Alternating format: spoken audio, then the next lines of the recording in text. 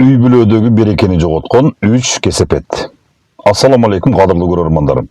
Кайрадан кыскача баяныбызды баштайбыз. Орозоңуздар кабыл болсун, каналыбызга каттала кетиңиздер. Кээ бир үйлөр бар. Чоң, кооз, бардык шарты бар. Бирок тынчтык жок, береке жок, жылуулук жок. Ал эми кээ бир үйлөр бар. Кичинекей, кирешеси аз, бирок жүздөрүндө нур бар, жүрөктөрүндө тынчтык бар. Суроо туулат. Береке эмнеден кетет? Аллах Таала Курандын Ибрахим сүрөсүнүн 7-аятында: "Эгер шүгүр кылсаңар, мен силерге көбөйтүп берем" деп айтат. Демек, береке материалдык байлык эмес, береке руханий байлык. Бүгүн үй бүлөдөгү берекени жоготкон 3 чоң кесепет жөнүндө сөз кылмакчыбыз. Биринчи кесепет: эч нерсеге ыраазы болбоо жана нааразычылык.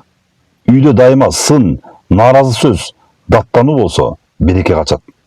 Пайгамбарыбыз саллаллаху алейхи вассалам: "Ким адамдарга шүгүр кылбаса, Аллахка да шүгүр кылбайт" деди. Жолдошуңа ыраазы болбогондук, аялыңа ыраазы болбогондук, ата-энеңе ыраазы болбогондук бул берекени жоготуунун башталышы. Ыраазычылык берекени чакырат, нааразычылык берекени кууп чыгарат. Экинчи кесепет: уруш жана орой сөз. Үй бул тынчтыктын жери болушу керек. Эгер үйдүн ичинде катуу үн, кемсинтүү, кыйкырык көбөйсө, шайтандын кубанычы башталат. Пайгамбарыбыз саллаллаху алейхи вассалам айтты: "Силердин эң жакшыларыңар үй бүлөсүндө эң жакшы мамиле кылгандар". Демек, жакшы адам болуу сыртта эмес, үйдө билинет.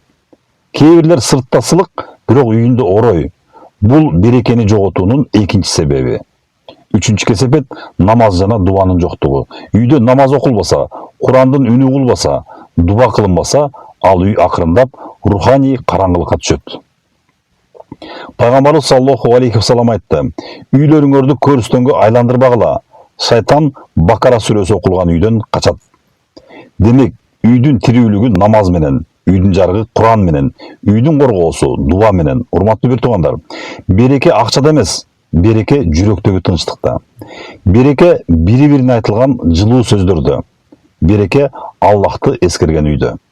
Эгер үйүбүздө береке азайып жатса, байлыкты эмес, жүрөктү оңдойлу, ыраазы бололу, жакшы сүйлөйлү, намазды жандандыралы.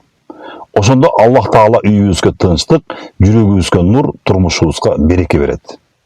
Аллах Таала ар бир үйгө ыйман, ынтымак жана береке насип кылсын. Орозодо оңололу туугандар, орозоңуздар кабыл болсун. Каналга каттала кетиңиздер. Кайрадан көрүшкөнчө саламатта болуңуздар.